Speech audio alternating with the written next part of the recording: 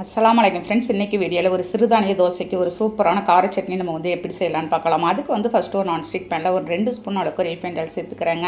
சேர்த்துட்டு ஒரு 6 வெங்காயம் நறுக்கின வெங்காயம் போட்டுட்டு ஒரு 2 பூண்டு உரிச்சு போட்டிருக்கேன். ஒரு மீடியம் சைஸ் இஞ்சி நறுக்கி சேர்த்து இந்த இஞ்சி பூண்டோட பச்சை வாசனை போகிற வரைக்கும் நல்லா அந்த எண்ணெயில் வதக்கிட்டு ஒரு 10 காஞ்ச மிளகாய் சேர்த்து திரும்ப நல்லா வதக்கிட்டு இருக்கேன். காரம் கூட குறைச்சி உங்களுக்கு தகுந்த மாதிரி நீங்கள் சேர்த்துக்கோங்க. அதில் சின்னதாக ஒரு தக்காளி நறுக்கி சேர்த்துட்டு கருவேப்பிலையை ஒரு கொத்து புளி ஒரு நெல்லிக்காய் சேர்த்து எல்லாத்தையும் வதக்கி வச்சு நம்ம ஆற வச்சு ஒரு மிக்ஸி ஜாரில் நம்ம சேர்த்துக்கலாம். இந்த சட்னிக்கும் இந்த சிறுதானிய தோசைக்கும் சொல்லவே தேவையில்லைங்க, சூப்பரான டேஸ்ட்டில் இருக்கும். மிக்ஸி ஜாரில் சேர்த்துட்டு ஒரு 1/2 ஸ்பூன் நான் உப்பு சேர்த்துட்டு தண்ணி கொஞ்சமாக சேர்த்துக்கோங்க.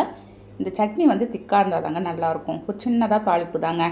அதே பேனில் 2 ஸ்பூன் எண்ணெய் சேர்த்து கடுகு பருப்பு கருவேப்பிலை போட்டு தாளித்து ஊற்றிட்டு இப்போ ஒரு தோசை சூடான தோசைக்கு தொட்டு சாப்பிட போகிறோம்.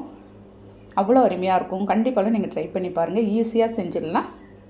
இந்த சிறுதானிய இட்லி தோசைக்கெலாம் இந்த மாதிரி கார சட்னி தாங்க நல்லாயிருக்கும். நீங்களும் ட்ரை பண்ணிவிட்டு இந்த வீடியோ பிடிச்சிருந்தா ஒரு லைக் பண்ணிவிட்டு ஷேர் பண்ணுங்கள். மறக்காமல் சப்ஸ்கிரைப் பண்ணிவிடுங்க. பை.